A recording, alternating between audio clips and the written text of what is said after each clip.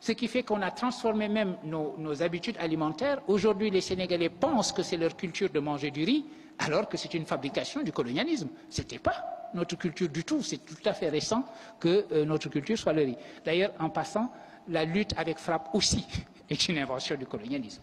Vous savez, c'était un colon particulièrement terrifiant qui aimait beaucoup faire se battre entre eux et les Africains, et il trouvait que la lutte n'était pas suffisante. Il fallait épicer cela en leur demandant d'échanger des coups de poing nus, et aujourd'hui nous disons que c'est notre tradition. Enfin, les traditions se fabriquent. Nous avons un système scolaire que nous avons hérité de la colonisation. La colonisation a créé l'école au Sénégal et dans les pays africains parce que cette école devait former les agents pour cette colonisation, c'est-à-dire les auxiliaires de l'administration. Et donc nous avons été à l'école avec cette culture qui consiste à dire « j'acquiers mes diplômes et je finis fonctionnaire ».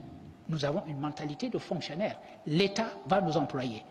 Un jeune qui sort de l'université et qui est employé par le système fédéral américain, il considère que c'est un échec, que c'est une perte de temps. Il peut commencer à la rigueur en travaillant pour l'État américain, en enseignant par exemple, en étant pour Teach for America, mais son plan de carrière, c'est de partir de là le plus vite possible pour se mettre à entreprendre et pour créer sa propre affaire et faire ce développement. C'est donc une mentalité qui est radicalement différente. Et pourtant, ces jeunes-là, effectivement, vous avez raison de dire, il n'y a aucune différence entre eux et nous. Je dis nous parce que j'ai été moi-même élève ici. Nous sommes même, nous autres Sénégalais et nous autres et Français, parce que nous avons hérité du système français, en principe, nous sommes même plus forts qu'eux.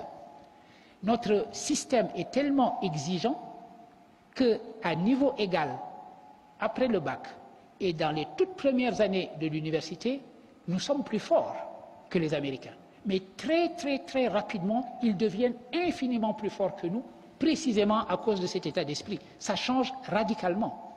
Un Français qui sort des classes préparatoires, vous le menez dans une université américaine, il plane sur tout le monde. Dès qu'il a fini ses études d'undergraduate, il se retrouve à l'arrière de la classe et c'est les autres qui sont devant lui. Parce que les autres ont été élevés dans cette idée d'entreprendre, d'essayer et d'avoir cet esprit d'innovation permanent. Et c'est donc cela que nous devons essayer d'insuffler également dans nos formations. Avoir les qualifications les plus pointues, mais également avoir la capacité d'entreprendre. Une étude de l'IFAN qui vient de sortir, qui a fait une enquête auprès des jeunes de 15 à 35 ans, je crois, et il s'avère que 75% de ceux-là disent que leur souhait, c'est de pouvoir partir de ce pays dans les années qui vont venir. C'est terrible. C'est terrible, non pas seulement parce qu'ils veulent partir, mais pour traduire l'état d'esprit que ça signifie. Ce que cela signifie, c'est que vous avez une population qui est atteinte dans sa capacité d'initiative elle-même. Être atteint dans son corps, c'est grave, c'est suffisamment grave. Mais être atteint dans sa capacité de réagir à ce qui vous arrive, c'est pire. Et c'est ce que disait quelqu'un comme Aimé Césaire dans les années 56. Ce qu'il reprochait à la colonisation, c'était moins d'avoir occupé nos pays que d'avoir, dit-il, créé une crise de l'initiative. Et la vraie réponse à la colonisation, ce n'était pas seulement la décolonisation pour lui, c'était également l'idée de reprendre l'initiative et d'avoir l'impression qu'en bonne prospective, l'avenir est quelque chose que nous pouvons nous-mêmes forger de nos propres mains. Et c'est cette idée qu'il s'agit de restituer à notre jeunesse. Et ici, Léopold Sédar Senghor va jouer également. Senghor va s'opposer de toutes ses forces pendant très longtemps à ce qu'il appelle la balkanisation, c'est-à-dire la fragmentation de l'Afrique. Vous le savez, vous l'avez lu dans vos livres d'histoire, à un moment donné, la France a trouvé que l'organisation la plus rationnelle de ses propres colonies, c'était de les regrouper en fédérations, deux grandes fédérations. La fédération de l'AEF, l'Afrique équatoriale française, et la fédération de l'AOF, l'Afrique occidentale française. Mais voilà que le moment où les indépendances commencent à se dessiner, la France décide que si elle décolonise, elle va décoloniser morceau par morceau. Elle va décoloniser les territoires de manière séparée et non pas la fédération. Senghor s'opposera de toutes ses forces contre cela. On dit que Senghor a été très tiède vis-à-vis de l'indépendance, qu'il n'était pas assez revendicatif. Vous savez, quand on y réfléchit, mais c'est une discussion que l'on peut avoir, quand on y réfléchit et qu'on lit attentivement les textes de Senghor, on se rend compte d'une chose. Dès 1946, il avait déjà parlé de l'indépendance. Il savait qu'elle était inéluctable. Après la Deuxième Guerre mondiale, il était clair que les craquements du système colonial allaient conduire vers les décolonisations. Il était donc clair qu'à un horizon plus ou moins éloigné, les indépendances allaient s'effectuer. Dès lors, ce n'était plus la priorité pour Senghor d'être indépendant en 56, en 58, en 60 ou en 62. La priorité pour lui était d'y aller ensemble. C'est-à-dire que dans le couple émancipation-unité, il fallait pour lui mettre l'accent sur le concept d'unité et l'émancipation, de toute façon, se ferait. Comme le disait Nkrumah, paraphrasant la Bible d'ailleurs, prenez le royaume politique et le reste vous sera donné de surcroît. C'est-à-dire, commencez par réaliser votre unité et l'indépendance elle-même viendra. Et c'est la raison pour laquelle Senghor a considéré comme un grand échec les indépendances séparées des pays africains. Les paramètres sont comme la langue d'Ésope. Ce qui pose un problème, c'est également un atout.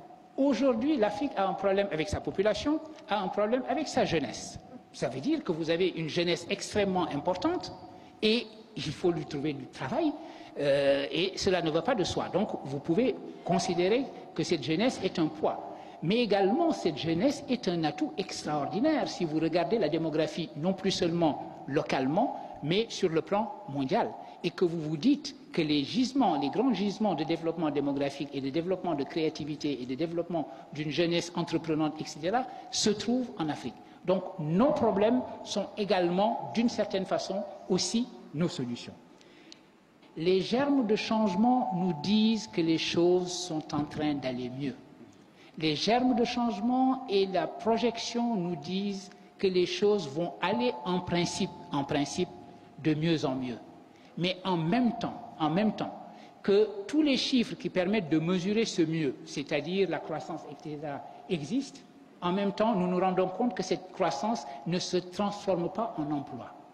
Et donc, vous avez la situation paradoxale où la jeunesse africaine est à la fois l'atout le plus important de ce continent, étant donné les germes de changement, et c'est une jeunesse qui ne croit pas elle-même en son propre futur ici. Dans le passé, avant que la vraie religion arrive, les gens refusaient la religion au nom du polythéisme de leur père, etc.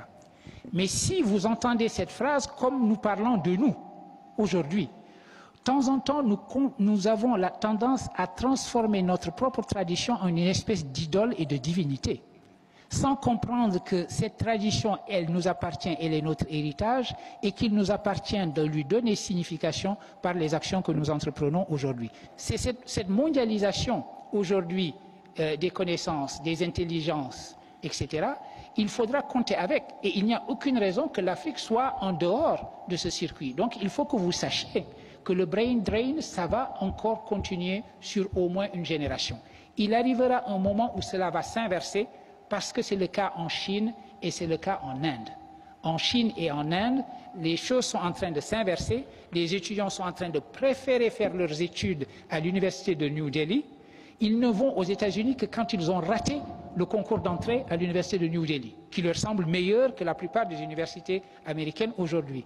Et par ailleurs, les gens rentrent. Mais même quand ils étaient dans ces meilleures universités américaines, ils s'arrangeaient toujours pour garder des liens avec leur pays d'origine. L'idée que la vraie fidélité est dans le mouvement. La fidélité à notre tradition, à notre pensée et à qui nous sommes sera réelle si nos actions nous sont dictées non pas par cette tradition, mais par le futur que nous souhaitons. Et c'est sur cette idée-là que je comptais terminer mon propos. Je vous remercie infiniment de l'avoir écouté.